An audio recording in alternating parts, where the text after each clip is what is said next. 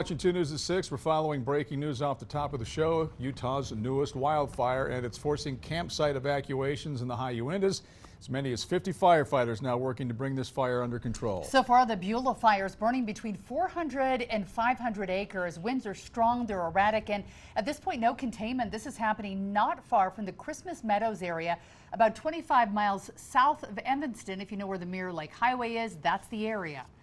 Yeah, we've got team coverage for you of the fire, the impact it's having. Our Brian Malahy is first tonight in Summit County at the scene of what's being described as a fast-moving fire. And Brian, give us the latest update on this.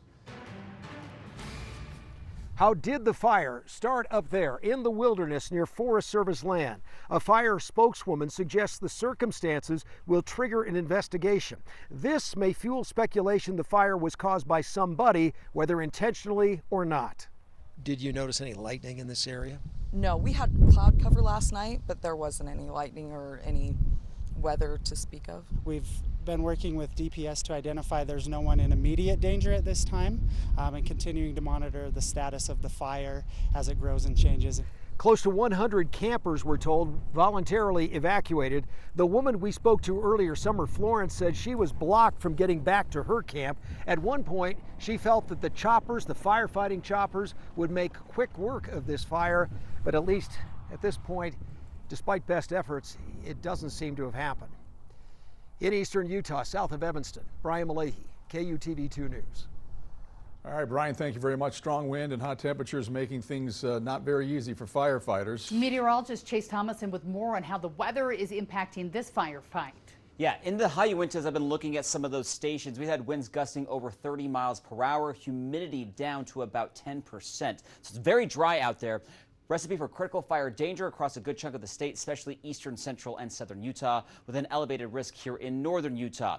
Take a look where Brian Malahy is, just south of Evanston. We're seeing those winds gusting to near 36 miles per hour right now, and they're still out of the southwest, so that smoke is blowing into southwestern Wyoming.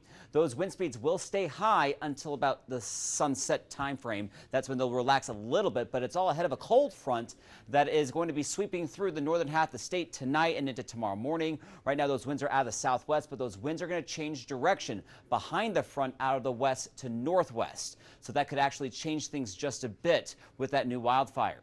Here along the Wasatch Front, temperatures are in the 90s until sunset. At 9 o'clock, we're at 88 degrees. And we're still in the 70s, though, for tonight and into tomorrow morning. But that cool front will drop temperatures significantly. The coolest weather we've had in over 6 weeks. I'll have those numbers coming up my full forecast in just a few minutes. All right, Chase, we'll see you then. In central Utah, crews are making more progress on the Monroe Canyon fire. Thanks to their hard work, the fire now at 18% containment. The flames have destroyed more than 66,000 acres. That includes a handful of cabins.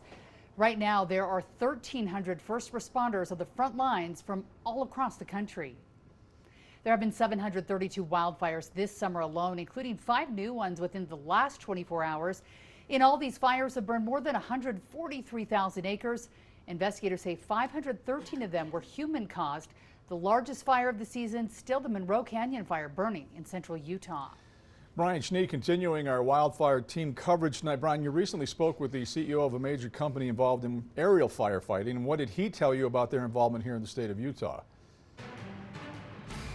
Bridger Aerospace out of Bozeman, Montana has 6 Super Scoopers and other important aircraft vital to aerial firefighting.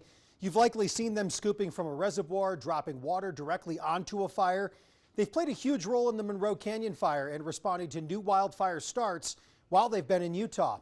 I spoke with Sam Davis, CEO of Bridger, about their involvement in the Beehive State so far this summer.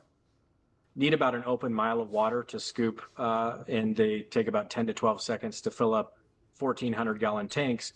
But the beauty of them is, depending on the turn time, which I think for the Monroe Canyon fire, we're about 10 minutes away on our turns from the fire and the lake we're scooping out of. We can continuously scoop and drop on one full tank of fuel, so about a 4-hour cycle, and we can drop, hundreds of thousands of gallons. Here's some video of the scoopers working near Burrville late last week after gathering water from Paiute Reservoir. The same thing they did last year during the Silver King fire response. Bridger has been in discussions with the state of Utah.